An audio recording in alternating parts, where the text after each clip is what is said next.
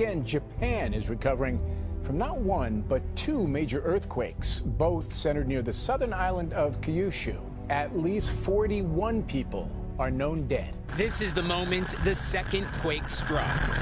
The terrifying roar of back-to-back earthquakes barely 24 hours apart. Today, rescuers pulled a 93-year-old woman out from the ruins of her home. She was unresponsive. Her son-in-law said he tried to warn her to get to a shelter after the first quake. "I should have taken her with me," he said. "I have nothing but regret." More than 1,500 people have been injured, dozens more missing. Hundreds of thousands are without electricity and water. Japan has deployed 20,000 troops to assist in the rescue efforts, but they're running out of time and hope in the search for survivors trapped beneath the rubble and the mud. The 7.3 magnitude earthquake, 30 times more powerful than the first, triggered massive landslides that swept away entire bridges and buried highways, cutting off rescue teams. Nobody knew then that Thursday's earthquake was a foreshock of the much bigger one on the way. Seismologists warn the bigger tremor could also be a foreshock. The 9.0 earthquake in 2011 that killed more than 18,000 people followed a smaller one too. It also triggered the meltdown at the Fukushima power plant. But this time, Japanese officials reported no irregularities at any of the nuclear facilities in the area. Heavy rains are in the forecast overnight in Japan, raising concerns of more landslides. Once again, Japanese residents are spending the night out in the open, too terrified to go home, rattled by both aftershocks and the fear of worse to come. The toll is rising after a devastating earthquake centered on the coast of Ecuador. The president of Ecuador says more than 230 are dead, many more are hurt. Hundreds of buildings are destroyed. Crews are searching for survivors. Magnitude 7.8, the strongest to jolt Ecuador since 1979.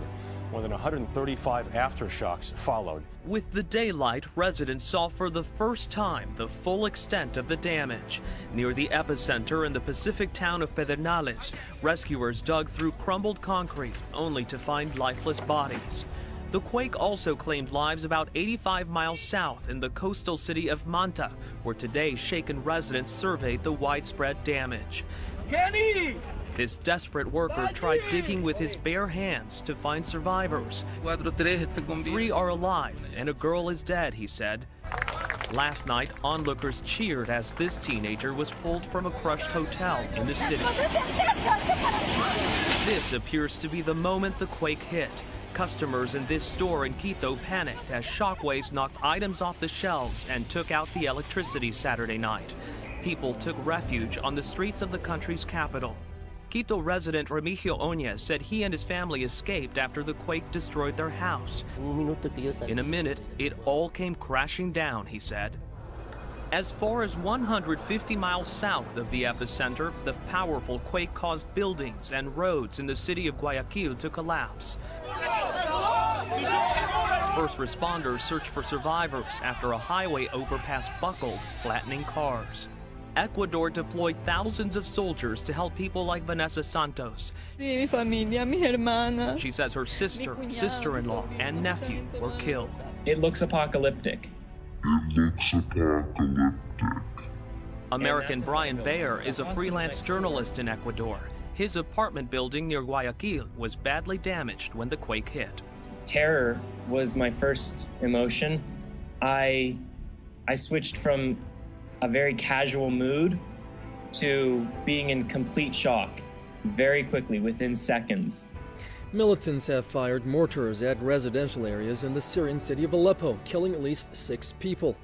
4 members of one family were killed when militants fired mortars at Al-Maidan area from the Bustan al-Basha. 2 other people were killed and 5 injured when mortars hit Al-Khalidia.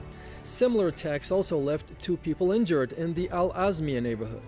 The renewed fighting in Aleppo has forced more than 30,000 people to flee to the border with Turkey over the past 2 days. Severe storms in the southern plains today followed heavy snow in the Rockies this weekend. Across the region, Sunday was not a day of rest. It was a day of working to clean up and shovel out. Mike Hillen is a 5th grade school teacher. Were you surprised at how much snow you got? Very surprised. It was a lot. This was probably, maybe 18 inches or so? It's very, very heavy, very, very wet. The worst of the storm now over. This was the chance to get the last of the cars out of ditches. And the storm continued its swath of destruction elsewhere, flooding the streets of Altus, Oklahoma Saturday night, and spawning a number of tornadoes like this one Saturday in Kent County, Texas. A mall in Hays, Kansas remains closed after heavy rains caused a partial collapse of the roof. Rebels have launched a fierce attack against Syrian government forces in Latakia province and made separate advances further east in Hama. Videos posted to social media websites purported to show airstrikes on Rastan and the treatment of injured people in Rastan and Hula homes. Heavy government airstrikes in Homs province killed 4 people, and the British-based Syrian Observatory for Human Rights said the death toll was expected to rise, with more people seriously wounded. Houston filled up like a bathtub with a stuck drain. A relentless foot of rain fell in Texas. Today, folks waded to higher ground. More than 1,000 homes flooded, and one man clung to the side of a truck. Big rigs struggled before 2 interstates were closed. With water quickly rising, residents of this apartment complex in Houston had to rescue each other. Neighbors helping neighbors, deploying rafts and small fishing boats, some using whatever they could, from air mattresses to empty refrigerators. We're just trying to rescue as many people as we can, just try to getting them from, places they can't really stay in. Houston Mayor Sylvester Turner admitted water was rising so fast, first responders had trouble keeping up. In some areas of the city, they've got 10 inches of water. Some areas, they've got 50. There's water all over the place. It is very difficult to even get the Red Cross workers to get to their shelters. 120,000 residents lost power. This time lapse at a Houston underpass showed the flash flooding as it was happening. Water rising several feet in less than 9 minutes. Why are you doing that? As one local news reporter was covering the story, a driver behind him misjudged the depth of the water and quickly found himself in danger. Leave the car, swim. When the elderly driver struggled, reporter Steve Campion helped pull the man to safety. Bring it through. Dozens of horses stranded at an equestrian center north of the city had to swim to safety. Have been protesting and demanding for the frontier to open so they can go on to northern and western Europe. Some have even tried tearing down the barbed wire fence. More than 12,000 migrants and refugees have been stranded in Idomeni since February. In early March, Macedonia closed its border to transiting migrants, effectively closing what's called the Balkan route after entry restrictions were imposed by Slovenia, Croatia, and Serbia. A Taliban suicide car bomber has targeted an office of Afghanistan's main national security agency in Kabul. Officials say the death toll has risen to 28, while 327 others were wounded. President Ashraf Ghani has condemned the attack in the strongest possible terms. The attack occurred during the morning rush hour. Witnesses say gunfire rang out for more than 30 minutes afterward. This is the Taliban's first assault on the capital since declaring a spring offensive. New clashes threaten to derail Yemen peace talks indefinitely. Military sources say 5 soldiers loyal to President Abdrabbu Mansour Hadi and 8 Houthi rebels died in intermittent fighting that erupted on Monday in Marib province, east of the rebel-held Yemeni capital Sana'a.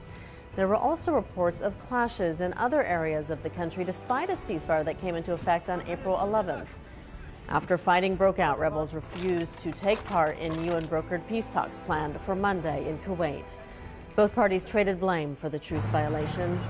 UN's special envoy for Yemen and government representatives are still in Kuwait, but no new date has been set for peace negotiations. Tonight, the latest apparent provocation from North Korean leader Kim Jong-un once again appears to focus on the deadliest weapons in his arsenal, nuclear warheads. A U.S. intelligence official tells CNN Kim is pursuing a dangerous path after this warning from South Korea's president. Activity has been detected, which shows that North Korea is preparing for its 5th nuclear test. President Park Geun-hye didn't say what activities were detected. A top analyst with the website 38 North, which has new satellite images of North Korea's Punggye-ri nuclear test site, tells CNN his organization is tracking movement there. Tonight, the latest apparent provocation from North Korean leader Kim Jong-un once again appears to focus on the deadliest weapons in his arsenal, nuclear warheads. A U.S. intelligence official tells CNN Kim is pursuing a dangerous path after this warning from South Korea's president. Activity has been detected which shows that North Korea is preparing for its 5th nuclear test. President Park Geun-hye didn't say what activities were detected. A top analyst with the website 38 North, which has new satellite images of North Korea's Punggye-ri nuclear test site, tells CNN his organization is tracking movement there. For 3 months, Kim has consistently rattled his saber, testing nuclear weapons, firing a long-range rocket, test-firing missiles. He's launched a barrage of threats against the U.S., South Korea, and Japan. His media arm even sending out a video depicting Washington, D.C. being incinerated by a North Korean nuclear bomb. Why? Analysts say part of it is to counter large joint U.S.-South Korean military exercises, which have included practicing a decapitation strike designed to take out the North Korean leadership headed by Kim. Experts say Kim is signaling his own people that he's standing up to his enemies, flexing those muscles ahead of an important gathering of his party next month. But tonight, those same experts say the risk of miscalculation by the young dictator is as dangerous as ever.